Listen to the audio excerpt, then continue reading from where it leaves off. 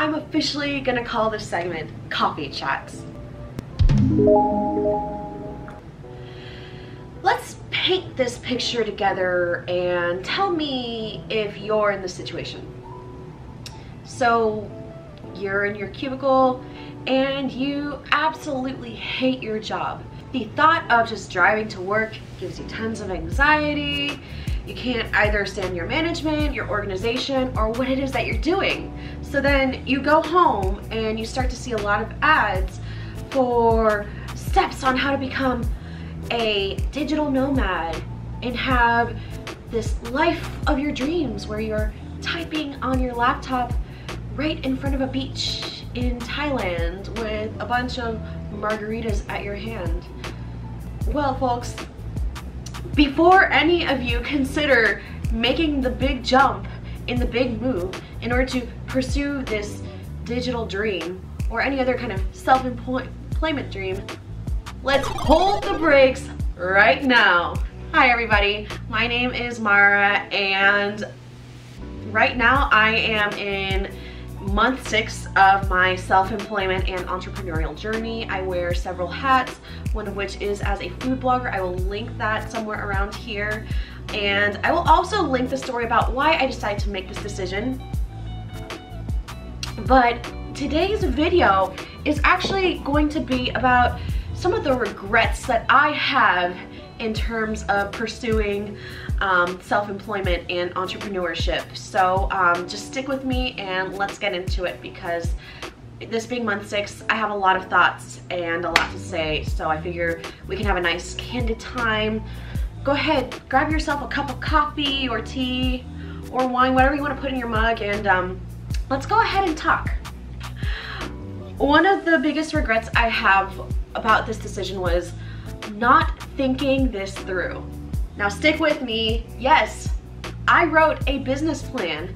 My business plan was over 100 pages long, so I spent a lot of time writing the plans out. And I saved up over 6 months of income to live off of.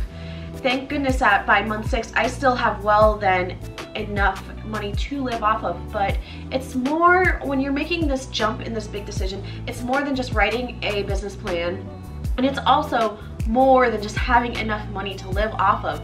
The whole reason why you are making this bold, risky decision to jump into self-employment and entrepreneurship is so that you can be in charge of your own income stream. Now the money rolling is going to be on you. Yes, of course, we all want to do something that we're passionate about. If we are able to, that was one of the reasons why I did this, is because I wanted to do a job, a vocation that not only aligned with my morals and passions, but was something fun and I'd enjoy. But we also need to be realistic that if you are going to make this bold decision, first of all, just acknowledge the fact that you're going to lose all those benefits that you had from your previous employer, assuming you worked a full-time job. And second of all, say goodbye to a steady stream of income. One thing that I really took for granted when I was working in government and any other full-time job that I had was that I knew what my paycheck was going to be every single week. It was predictable, and I think kind of going into this, I was so stuck in that mindset despite saving a lot of money and coming up with a business plan that it wasn't really something that I thought through.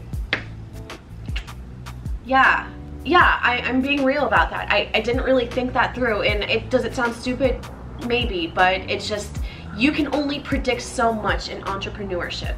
So that's gonna kind of lead into my regret number 2, and that is to not put all your eggs in one basket. And what I mean is, as a self-employed individual, as an entrepreneur, a freelancer, it can be very alluring to find that you have one client and they want to give you steady work. What happens when that client decides that either they can't afford you or they're no longer interested in you? Your income source is gone. Folks, your client can be an actual person, a company, or a firm, it is very, very dangerous to put all your financial eggs in one basket. And I'm going to speak to you independent contractors because I am one. Please do not, just be very careful about relying on one source of income. In this case, one of my hats is as an online English teacher. I love the work, but I have to say that there have been cases that I've heard of other instructors having terminated contracts, and that was their sole bread and butter. Mind you, these instructors may have had kids. I don't. My point is, as an independent contractor, read the details of the work, the expectations that you have to perform your services, and the expectations that your clients have. It's going to avoid a lot of trouble down the road. And also, had I not, tried to just kind of stumble and clumsily try to rely so much on my one source, which was Funky Spork, which I'm still doing, things could have gone a lot smoother. I felt like I spent so much time just trying to scramble for income opportunities without kind of focusing on this main project. But anyway, I just want to put that out there though. Do not put all your eggs in one basket. Find ways to diversify, whether it is diversifying your client base, which could be working for a few multiple companies while managing your time, or expanding the scope of services that you have. So just something to keep that in mind.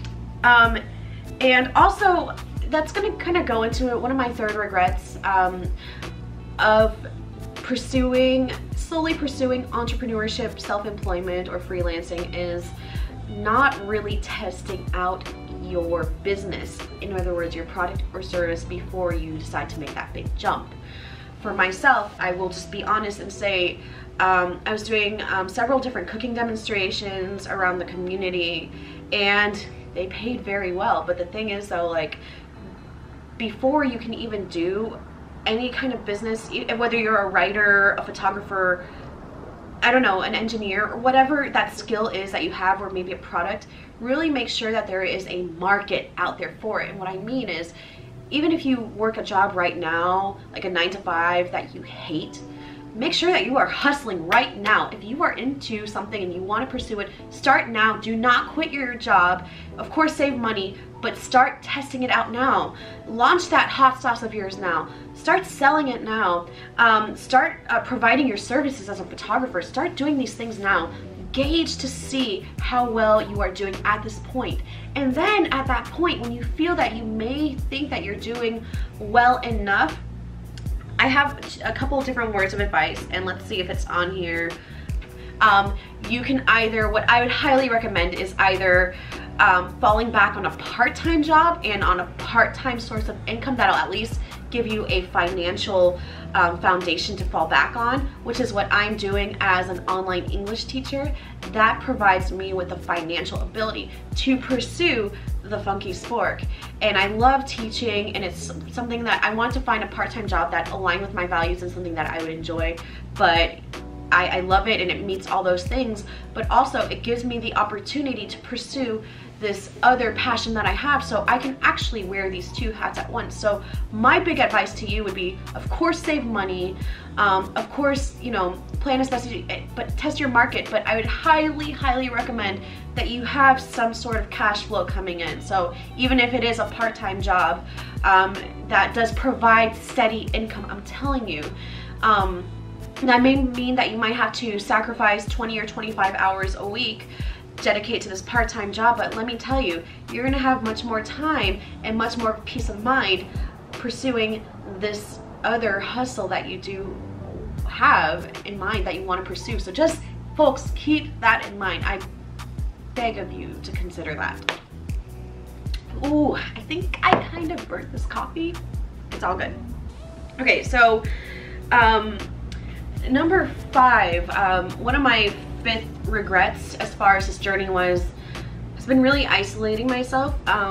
Yes, I do work from home and I love that, and I am an introvert, and in many ways I am a homebody, but I had become so intimidated by the fact that my dream has not been coming to fruition as much as I wanted to, and therefore I just have been feeling the sense of shame and guilt in terms of approaching other entrepreneurs, which makes no freaking sense. That's a bunch of crap. No, entrepreneurs, people that are in your similar boat, whether freelancers, entrepreneurs, independent contractors, those that are really and unapologetically passionate about pursuing their hustle into their source of income, are the type of network that you should be going into. That's okay. Like, I'm realizing that there are more people that might be in my boat than I realize. So my thing is though, like right now with COVID-19, we're in a bit of a crazy time that it's kind of hard and difficult to be in a physical space to gather with other like-minded individuals, but there are great resources. Thank goodness for the internet, because I could literally WhatsApp someone, get on a web stream, and there's a lot of Facebook and LinkedIn groups out there, or just different types of online platforms that you can connect with other people that are going through similar walks and journeys as you. I don't know what you're going through, I don't know what kind of field that you're interested in, but I'm sure that the networks and resources to connect with others in a digital format are available. So with all that to say, these are definitely pieces of advice that come from my own experiences and from my own context as a self-employed entrepreneur. And overall, I've given you a lot of my own personal regrets while reflecting on where I am in this month six of this journey. And my big question, and someone that maybe many of you are wondering, is, do I regret making this big jump? Do I regret leaving the financial stability of my government job from the government agency I was a part of in order to make this very big and risky jump? In many ways, finding myself in isolation and just kind of scrambling and hustling around just to try to figure things out? No, absolutely not. And the reason I don't regret that is because I am ultimately a big picture thinker, and I see the long-term benefits of what I'm doing. That right now I am setting the foundation for a path and a lifestyle that I want, and to fulfill a calling that I have to launch a very meaningful platform while doing very meaningful work in education. So for me, this lifestyle does work for me. Has it had its pitfalls and challenges? Hell yes. And that's why I want to say, and this is why I wanted to make this video, because I am in full support of anyone who is working their tails out there, even if you're in a full-time job trying to make your passions come into fruition in order to make a living doing something that you are passionate about. But with all this being said, what I just offer my advice to you is to really think the decision through and be wise about it, because it's hard.